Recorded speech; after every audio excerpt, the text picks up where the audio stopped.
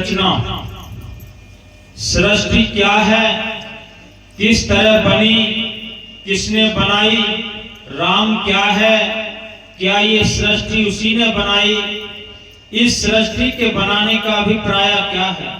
देखो, संतों ने हमेशा यह कभी इस उलझन को सुलझाए।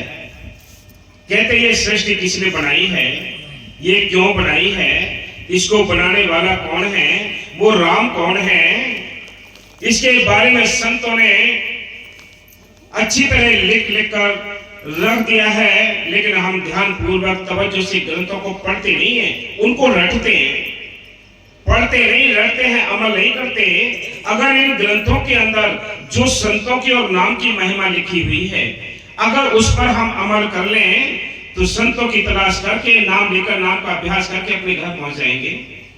ये काम नहीं करते, हम करते हैं वो जो और मालिक से दूर होते चले जाते हैं। संतों ने लिखा है जितने हम दुनियादारी के कर्मकांड करते हैं उनसे तो और मालिक से दूर होते चले जाएंगे। हम मालिक के नजदीक जाने के लिए तो एक ही रास्ता चुना है मालिक ने, वो पहले भी एक ही रास्ता था, आज भी एक ही है, आगे भी एक ही रहेगा। वो रास्ता है नाम का। नाम कहाँ मिलता है, कोई पेड़ पे तो मिलता नहीं, वो संतों से मिलता है। संत उस मालिक की भेजी हुई एक एजेंट होते हैं, एक डाकिया होते हैं जो मालिक की डाक लेकर, उसका भेद लेकर इस संसार में अवतार लेते हैं। इस अवतार लेकर वो हम सबके बीच में रहते हैं। किस लिए? हमारी संभाल करने के लिए आए हैं, हमारे लिए इस काल की जेल से निकालने के लिए आए हैं। ये मतलब हम कैद खाने में फंसे हुए हैं, इससे निकालने के लिए भेद बताते हैं। वो क्या कहते हैं कि ये पराया देश है, तुम्हारा ये देश नहीं, तुम्हारा देश सतलुज सचखंड है, तुम उस देश के वासी हो, सब पुरुष तुम्हारा इंतजार कर रहा है, तुम यहाँ गंदगी में पड़े हुए हो। कहते इसलिए तो कहते हैं कि नाम जपोरे बात शानी, बिन गुरु जग में हुई की हानि। कि बिना गुरु के ये भेद मिलता नहीं है, ये भ्रम टूटता नहीं। हम भ्रम में आए हैं, भ्रम में ही चले जाएंगे, फिर क्या मिलेगा। इसलिए संत कहते हैं ये राम कौन है, ये राम ने सारी सृष्टि को रचा है क्या। ये सारे जो सवाल हैं इनके जवाब संतों की सोबत से मिलते हैं, संतों की भक्ति से मिलते हैं, उनके नाम से मिलते हैं, उनके जो सत्संग होते हैं उनसे भ्रम हमारे निकलते हैं, और कोई तरीका नहीं है। आप कितने पूजा पाठ जाप ताप कर्म धर्म कर लें, जब तक संत नहीं मिलेंगे तब तक आपको भक्ति करने का कोई रास्ता नहीं मिलेगा। रास्ता आपके अंदर है, हम ढूंढते उसको बाहर है। इसलिए कभी हम अपने घर नहीं पहुंच पाएंगे। अगर मुक्ति हो पाना चाहते हैं तो हमें वो रास्ते ढूंढने पड़ेंगे जिससे हमारे लिए मुक्ति का रास्ता मिल जाए। मुक्ति किसको कहते हैं? मुक्ति कहते हैं आजादी के लिए, आजादी के लिए मुक्ति कहते हैं। अब ये हम किसी को नहीं पता है कि हम कैद कहां हैं, फंसे हुए कहां हैं, ये किसी को नहीं पता है। गंगा नहाए, मुक्ति मिल गई, पूजा पाठ कर लिए, मुक्ति मिल गई, और भी कर्मकांड कर लिए, व्रत कर लिए, ये सारे काम करके मुक्ति मिल गई। ये मन सोचता है, मन संतों के पास जाने नहीं देता। इसलिए संत कहते हैं यहां मुक्ति नहीं, मुक्ति का रास्ता संतों के पास है। जो सतलुज सचखंड से आते हैं ये उनके पास मुक्ति का रास्ता, और कहीं नहीं, मुक्ति का रास्ता है ही नहीं। इसलिए संतों ने कहा है, कवि साहब कहते हैं कि चल हंसा सतलोक हमारे, छोड़ो ये संसार हो, ये संसार काल है राजा। यहाँ का जो संसार का जो मालिक है वो काल भगवान है, जिसको निरंजन कहते हैं। उसने सारे जीवों को यहाँ कैद कर रखा है। उससे छुड़ाने के लिए, उससे आजादी कराने के लिए संत आकर नाम जपाते हैं। यहाँ उस जैसे हमारा देश संविधान से चलता है, संविधान से चलता है हमारा देश, ऐसे ही काल का जो देश चलता है वो भी काल के संविधान से चलता है। उस संविधान के तहत ही संत आकर नाम जपाते हैं। संत चाहे, अगर संत चाहे तो जीव के कर्म अपने ऊपर लेके उसको साफ करके अपने घर ले जाएं, लेकिन नहीं, क्योंकि वो नाम इसलिए देते हैं कि ये नाम जप ले, अपने कर्म हल्के कर ले, अपने ये घर पहुंच जाए, इसका नाम आजादी है। लेकिन हमें ये नहीं पता पड़ा है कि हम फंसे कहां हैं। ये त्रिलोकी के पिंजड़े में कोई भी जीव सुखी नहीं है। इसलिए संतों ने कहा है कि अब तन धन सुखिया कोई न देखा, जो देखा सो दुखिया हो। उदय अस्त की बात कहते हो सबका किया विवेका हो, कि सारे विवेक करके देख लिया है, कोई भी जीव सुखी नहीं है। सुखी है वो जिनका ख्याल मालिकों पे जुड़ा है, जो घर गृहस्थी के काम काज करके वो सुखी है, बाकी हम सब दुखी है। हाँ जी, अभिप्राय क्या है इत्यादि प्रश्न हर इंसान के सामने है।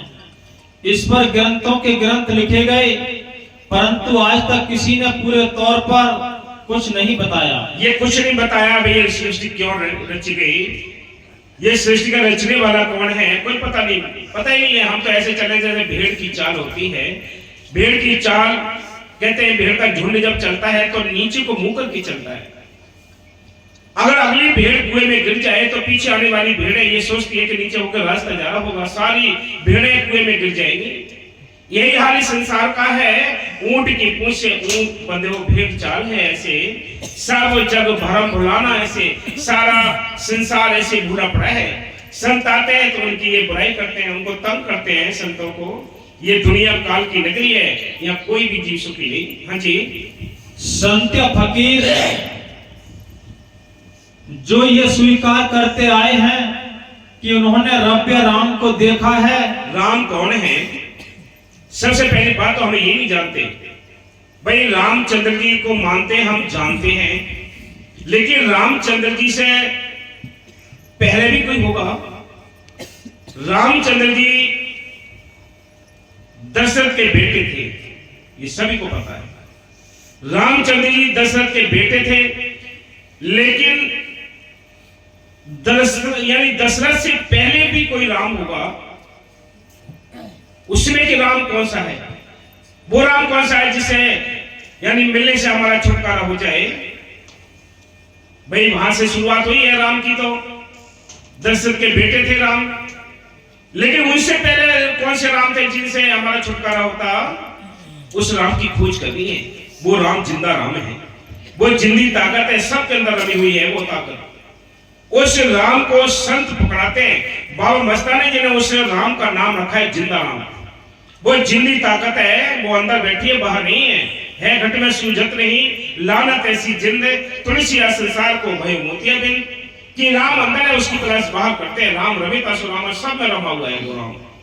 ये फूल कहां से आए हैं, इनके अंदर कलर कहां से आया है, इत्र कहां से आया है, खुशबू कहां से आई है, ये सवाल हैं, इनके जवाब संतों के पास मिलते हैं। हाँ जी, वे ये तो स्वीकार करते हैं कि ये दुनिया उसने बनाई, परंतु क्यों बनाई, किस तरह बनाई, इसके बनाने का उद्देश्य क्या है, आदि प्रश्नों का उत्तर देने के लिए उनकी जबान बंद है।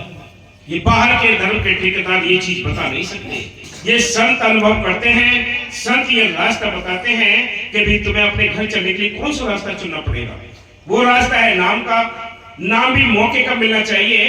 पुराने नामों को किताबों के अंदर से निकाल कर अगर रटोगे तो कुछ नहीं बनेगा।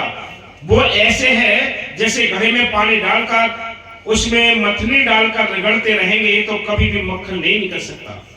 मक्खन निकलेगा कब? जब दूध लाएंगे, उसको गर्म करेंगे, उसमें जामन लगाएंगे, इस तरह रखेंगे, तब मथनी डालेंगे, रगड़ेंगे, तब मक्खन निकलता है।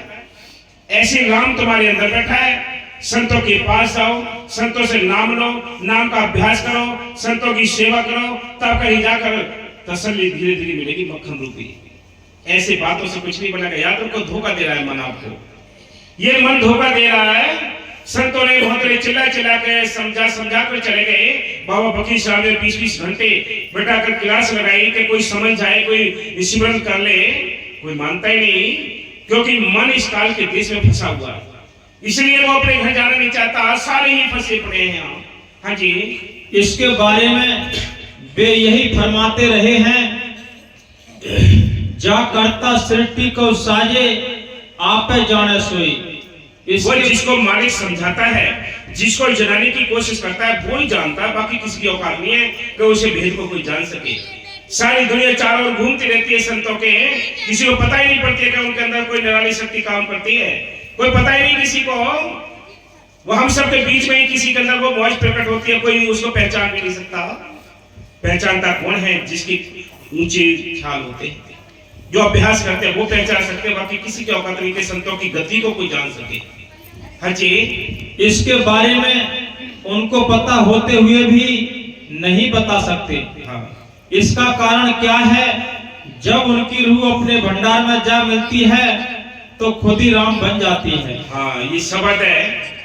जब शब्द समुद्र में मिल जाएगा, ये बूंद है शब्द। गुरु दाता दया का रच दिया सकल पसारा, आत्म से परमात्म कटे ऐसा गुरु हमारा। गुरु अंदर बैठा है, बाहर नहीं है। हम यहाँ सब ऊपर बैठे हैं तो कोई बड़े नहीं हुए गए। बड़ा कौन है? जो हमारे से मिल गया, जो अब जिसने अभ्यास कर लिया वो बड़ा है। इसलिए संत कहते हैं ये यानी यहाँ ऊपर बैठे ये व्यवस्था है समझाने की। बाकी कोई मतलब यानी बड़ा तो वो मालिक है जो अंदर बैठा है। हाँ जी, और सब उसका अपना खेल बन जाता है। फिर उस भेद को कैसे प्रकट करें? हाँ, इसके अतिरिक्त ये एक ऐसा विषय है जो वर्णन की सीमा से बाहर है।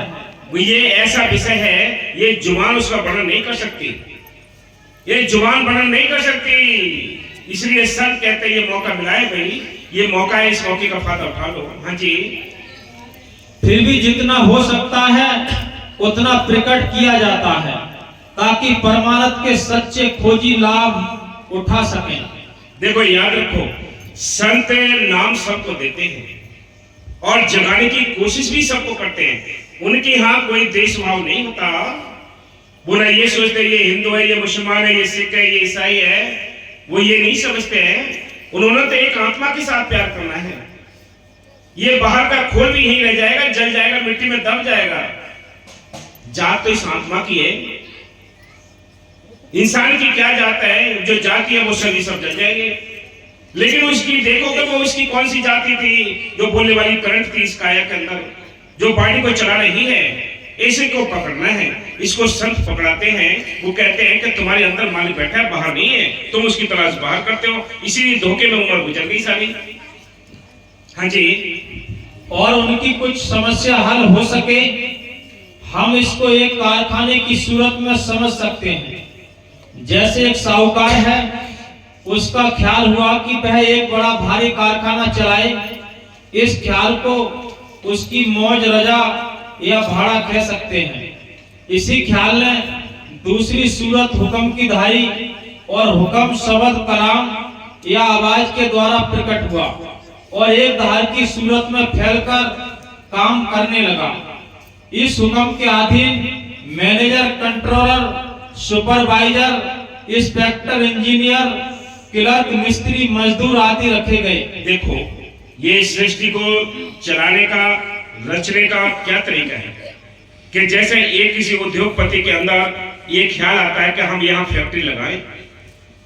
उसके अंदर ख्याल आया, जब ख्याल आया तो उसने क्या किया, एक अपना मैनेजर बना दिया। उस मैनेजर ने क्या किया, उस फैक्ट्री में जितने कर्मचारी चाहिए उनको भर्ती करना शुरू कर दिया। एक छोटे से कर्मचारी से लेकर बड़े कर्मचारी तक की भर्ती करने के लिए उसने सारी मतलब व्यवस्था बना रखी है। ऐसे ये खंड ब्रह्मांड बनाने वाला वो शक्ति है, वो काल की, जिसको निरंजन कहते हैं।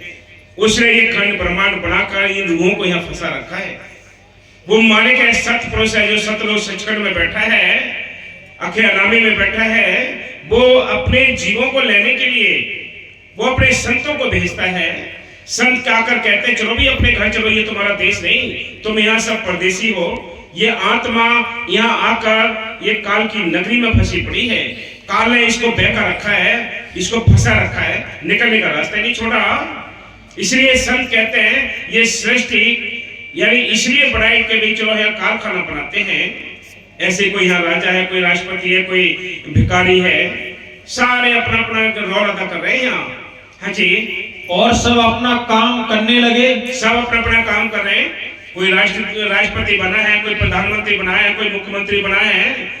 जैसे इस देश को चला रहे हैं, ऐसे सृष्टि को चलाने के लिए भी देवी देवता बनाए हैं। वो ये सृष्टि को चलाने के लिए है। आप अभ्यास करके देखोगे, जब अंदर जाओगे तो आपको सारा पता पड़ जाएगा कि कौन कहाँ, कौन की क्या क्या स्टेज है, कौन सी कहाँ स्टेज पर बैठा हुआ है। सारे ही अपने अपने विभाग पर बैठे हुए हैं जिस सृष्टि चलाने के लिए। हाँ जी, कहीं कोई नई जगह तलाश की जा रही है, कहीं मशीनें फिट हो रही हैं और कहीं उखड़ रही हैं। हाँ, ये जैसे ये सृष्टि का ताना बाना बुना जा रहा है, ऐसे ही उस अंदरूनी ताकत ने बड़े सुंदर तरीके से जीव को उलझा दिया है। हाँ जी, कहीं मरम्मत हो रही है, कहीं कोई नौकर रखा जा रहा है और कहीं किसी नौकर को निकाला जा रहा है। ये इस काल की नगरी का खेल है, ये तमाशा है ये। हाँ जी, बस